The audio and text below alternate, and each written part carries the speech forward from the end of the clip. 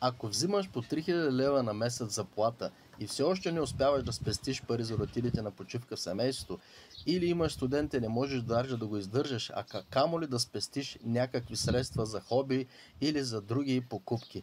Тогава остани до края, защото това видео може да ти е от полза. Аз съм Христо Кънев и преди 13 години бях в същата ситуация, която не ми достигаха средствата. Тогава една моя позната ми сподели нещо, което за мен ми се струваше невероятно и невъзможно за мен, но реших да опитам. Мрежов маркетинг. Какво направих?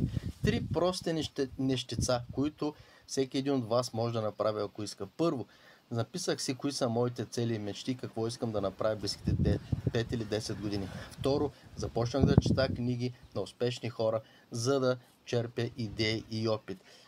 Трето, свързах се с всичките мои познати приятели и ги поканих на кафе, за да им разкажа с какво съм се захванал. И това в разстояние на няколко години ми донеси допълнителен доход от 2000 лева. Сега спокойно си спестявам пари, издържам студента си, ходим всяка година на почивка, без да се притеснявам.